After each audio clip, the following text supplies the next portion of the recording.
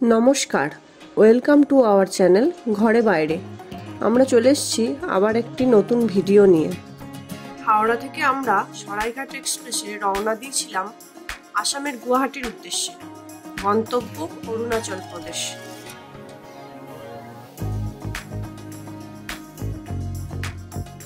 গুয়াহাটি পৌঁছে প্রথম দিন আমরা গুয়াহাটির কামাখ্যা মন্দির এবং বালাজি টেম্পল দেখে দ্বিতীয় দিনে রওনা দিয়েছি অরুণাচল প্রদেশের ভালুকপংয়ের উদ্দেশ্যে। গুয়াহাটি থেকে ভালুকপংয়ের দূরত্ব প্রায় 240 কিলোমিটার। যেতে প্রায় 6 থেকে 7 ঘন্টা লেগে যায়।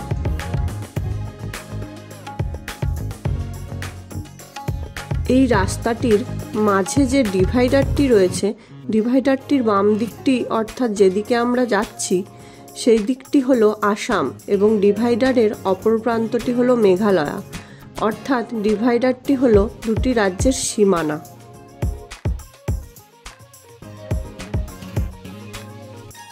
সামনে ব্রহ্মপুত্র নদী।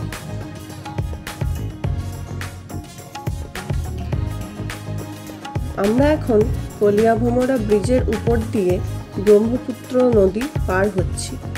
ব্রিজটির দৈর্ঘ্য প্রায় 3 কিলোমিটার। ব্রিজটি আসামের তেজপুর এবং নওগাঁওকে যুক্ত করেছে।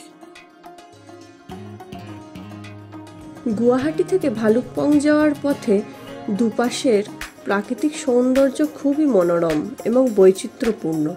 কোথাও সমতলের ফসলের জমি, কোথাও এক টুকরো পাহাড় দেখা যায়, আবার কোথাও বা গাছগাছালিতে ভরা জঙ্গলের আলো ছায়া পথটিকে একটু বেশি মোহময় করে তুলেছে।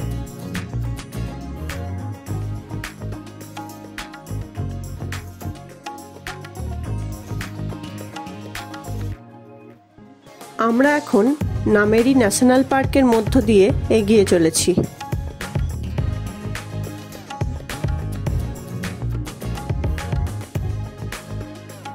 এখন আমরা পৌঁছেছি অত্যন্ত সুন্দর একটি নদী তীরে। নদীটির নাম জিয়াভরলি।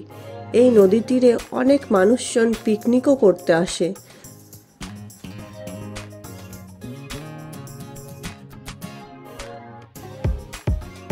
নদীর জল বেশ ঠান্ডা।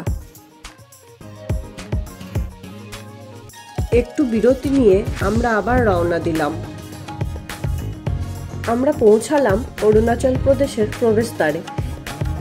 এখানে ILP অর্থাৎ ইনার লাইন পারমিট চেক করিয়ে তবেই আমরা অরুণাচল প্রদেশে প্রবেশ করতে পারবো। ILP সম্পর্কিত তথ্যের লিঙ্কটি ডেসক্রিপশন বক্সে দেওয়া আছে। ILP চেক করিয়ে আমরা আবার রওনা দিলাম।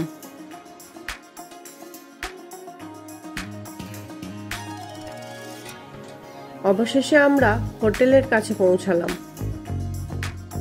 আমরা এখন চলে এসেছি অরুণাচলের ভালুকপংয়ে। হোটেল সিগাল থেকে বাইরের সৌন্দর্যটি ছিল অসাধারণ। আজকের মতো ভিডিওটি এখানেই শেষ করলাম। পরবর্তী ভিডিও নিয়ে শীঘ্রই আসছি।